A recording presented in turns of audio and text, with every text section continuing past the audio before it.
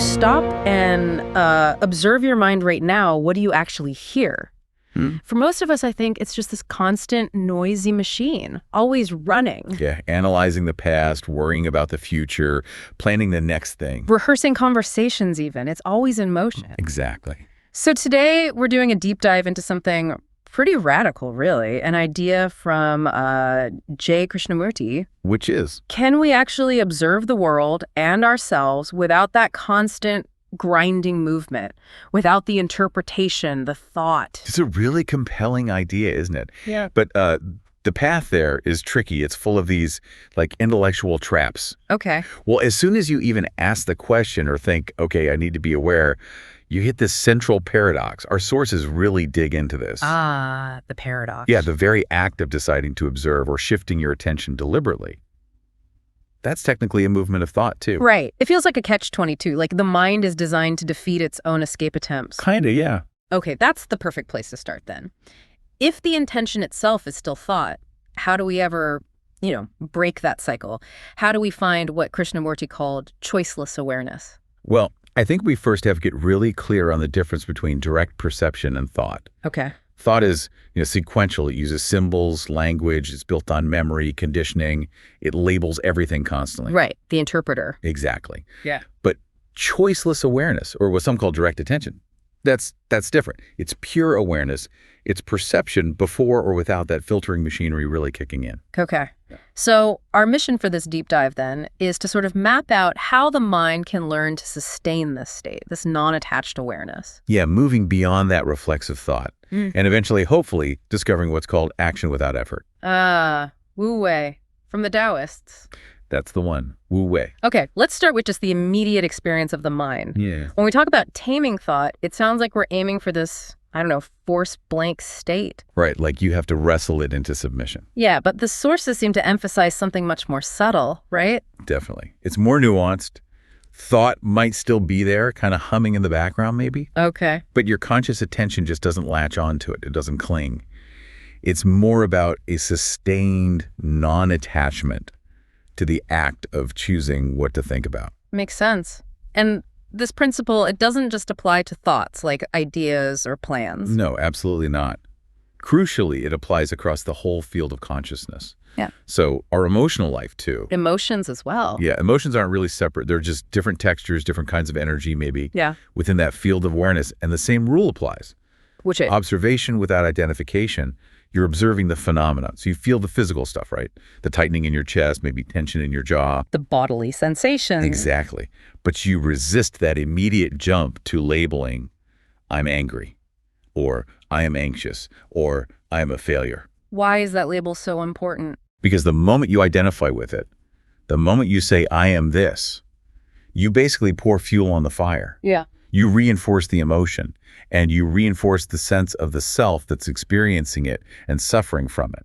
Okay, but hang on. Isn't labeling the emotion sometimes helpful? Saying, I feel angry, doesn't that help us process it or talk about it? That's a really important point. A potential friction, yeah. Doesn't this kind of observation risk just becoming passive? Or maybe suppressing what we actually need to deal with? It's a fair question. But the idea isn't to deny the reality of the emotion. It's challenging the mechanism of identifying with it so strongly. Okay. Usually when we say process, we mean analyzing it with thought. Why am I angry? Who is responsible? What should I do about it? Right, the story. Yeah, the narrative.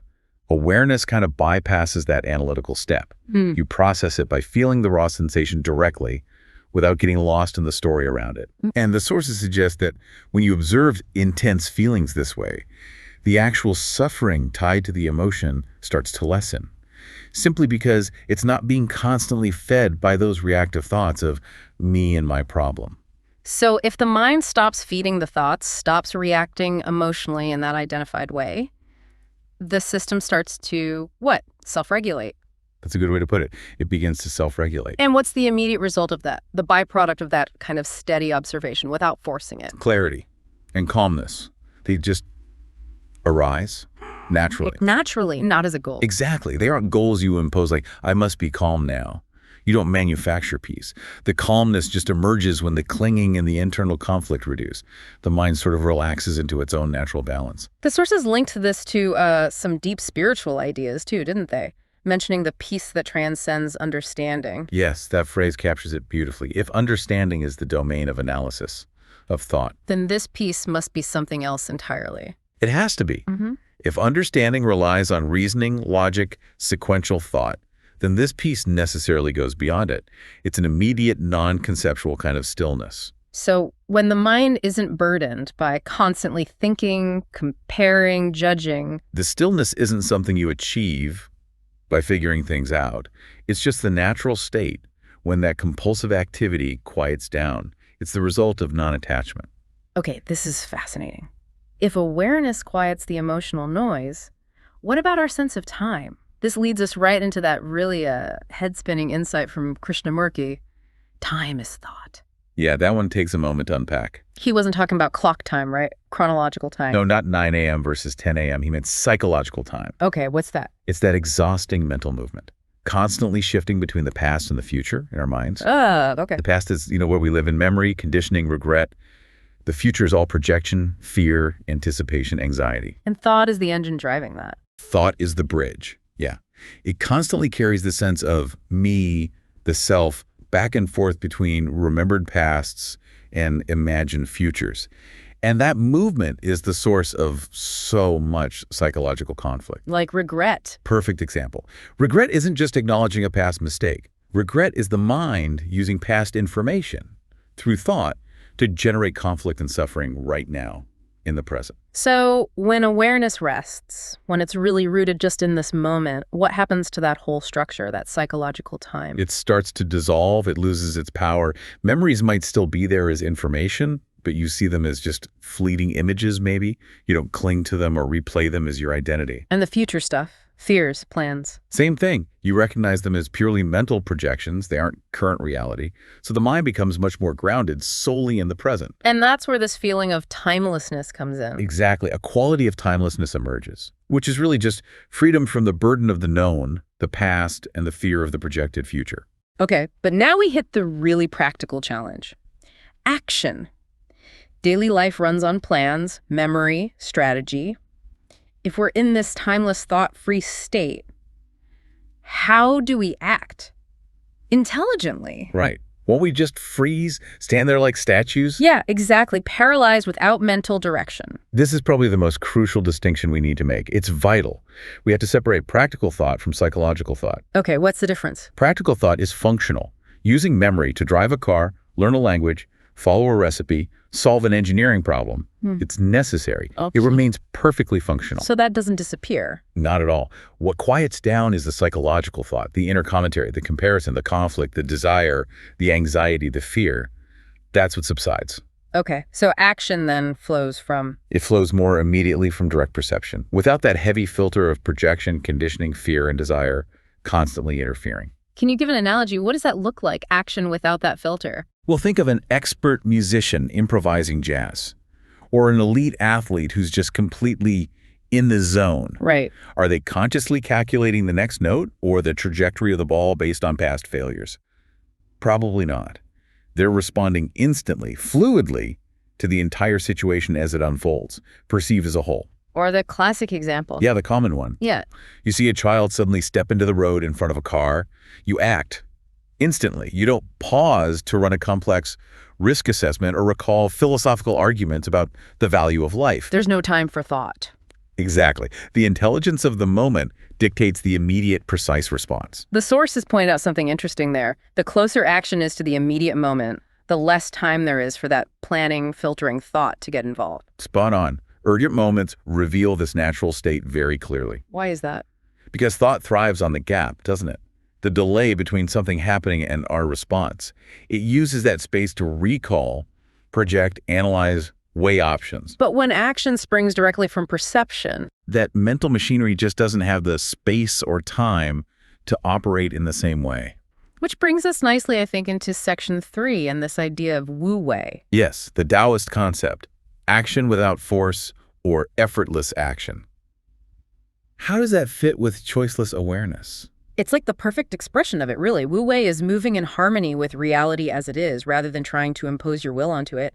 When you're in that state, calculation, resistance, effortful striving, they become kind of unnecessary. The sense of a separate doer imposing action softens. Exactly. The doer steps back or softens, and the action just arises appropriately, spontaneously. Okay, but here's where I think listeners might get anxious, especially when it comes to interacting with people. Ah, yes, the fear of chaos. Yeah. If we truly let go of that mental preparation, that control, especially when we're speaking, won't things just fall apart? Won't, all kinds of crazy things just get blurted out? That fear is very real for people. But that fear of chaos, that's the sound of the ego desperately clinging to control. How so? Think about it. The habitual effort we put into preparing replies, defending our views, managing how we come across, it's almost entirely built on fear. Fear of what? Fear of being misunderstood, judged, looking foolish, saying the wrong thing. Thought convinces us that if we stop managing every little detail, everything will descend into chaos. But what's the reality? When awareness is guiding things, what does spontaneity actually look like? Well, the reality often is that true spontaneity is inherently intelligent. More intelligent than planned thought. Often, yes. When awareness is steady and that sense of me trying to control everything relaxes, the action or the words that flow are frequently far more precise, relevant, and attuned to the actual moment than anything we could have rehearsed or calculated. So the fear of blurting out chaos is misplaced. Generally, yes. That chaotic blurt usually comes from nervous thought frantically trying to manage too many variables at once. It's not typically a product of pure, calm awareness. You start to discover that awareness itself has this inherent non-conceptual wisdom that often surpasses our best conscious mental efforts. That's a big shift in trust. Which leads us, I think, to the final, maybe most subtle point. Effortless alignment. Yes. The real turning point isn't learning to use more effort to direct your attention. No. No. It's learning to allow the mind to effortlessly align with direct observation. Effort itself belongs to the realm of thought. How does effort create problems here? If you impose the thought, I must stay aware or I must be present, you're creating strain. You're creating a duality, the me who is trying and the state of awareness I'm trying to achieve. So the shift is more about letting go. Exactly. It's allowing the mind to simply rest in its natural state. Think of like mud settling in water. The more you stir it with effort, the cloudier it gets. Right. But if you just stop stirring, just allow it to be, the clarity appears all on its own. Awareness isn't something we manufacture. It's what's revealed when the effortful striving ceases. Okay, so for you listening right now, this is where the theory really needs to become experience. Yeah. And the sources give a simple pointer for this, right? A kind of practice. Yeah, a very simple experiential pointer. We could call it the effortless observation practice. It uses the body to help settle the mind without forcing anything. Okay, let's walk through the steps. First, just settle the body. Feel the physical sensations. Let the body be an anchor in the present moment. Nothing strenuous, just notice. Got it. Step 2. Second, gently go. Shift attention to the space in which thoughts arise. Not the thoughts themselves initially, just the background awareness. Notice thoughts as temporary energy passing through that space. Don't follow them or get caught in their content. Okay, observe the space. Third, observe without trying to understand. This is key. Resist that powerful urge to analyze why a thought appeared or what it means. Just notice it come and go. Resist the analysis. Fourth, return gently when you get distracted. And you will get distracted. Yeah. The moment you notice you've drifted off into thought, you're already back. No self-criticism, no drama, just gently return. No beating yourself up. And finally, Fifth, just notice the emerging peace. It might be subtle at first, that quiet, steady background calm that starts to arise naturally from non-attachment, not from effort. that feels very simple, almost too simple, but powerful. How do we take that basic stillness and extend it into, active daily life? How do we make it living Wu Wei? By applying the exact same non-effortful stance to our activity. It's not separate. Okay, how? Like while speaking. While speaking, allow the response to arise more naturally. Trust the flow. It stops feeling like me desperately trying to construct the perfect sentence and feels more like awareness expressing itself through me. And listening. While listening, focus completely on receiving what the other person is saying. Really hear them. Don't spend that time planning your brilliant reply. Just rest in the act of receiving. Okay. What about during everyday tasks? During tasks, focus on the sensory immediacy. Feel the water when you're washing dishes. Feel your feet on the ground when you're walking. Notice the feel of the keyboard when typing. Allow thoughts about the past or future to be noticed, but gently let them pass without getting entangled. So it applies to everything, even small choices. Yes, all actions, big or small. Small decisions are perceived and acted upon directly in the moment. You stop running endless mental scenarios about the potential consequences of choosing tea over coffee. The appropriate next step just reveals itself more clearly, without all the calculation. Okay, so let's try and synthesize this whole deep dive. We started with that paradox, right? Thought trying to observe itself. Yeah, the initial trap. And we moved towards the possibility of this clarity, this choiceless awareness. Seeing things directly, without the filter. Then we saw how that heavy machinery of psychological time dwelling on the past, fearing the future, starts to dissolve. Because time in that sense is thought. Right. Which means that effortful action, the kind driven by fear and planning and wanting to control, that also starts to dissolve. And in its place, something else emerges. Intelligent, effortless action. That living Wu Wei, spontaneously. It sounds like a profound transformation. It really is, because it touches everything. It's comprehensive. This trust you develop, it applies to how you move your body, how you perform at work, how you relate to people. Even big life decisions. Especially those, perhaps. Instead of trying to solve them with anxious projection and endless calculation, you find that the next intelligent step often just reveals itself naturally, one present moment at a time. We started by saying that the effort we put into mental control is often driven fundamentally by fear.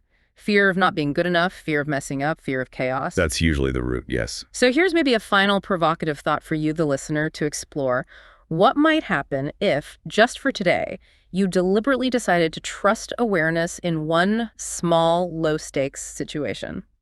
Like what? Like maybe in a casual conversation, you just let your response arise completely naturally without preparing it mentally first, just for one exchange. A small experiment in trust. Exactly. Could you discover, maybe, that the inherent intelligence of the present moment is actually far more capable, far more resourceful than the intelligence of your fear? Something to explore. We'll leave you with that thought.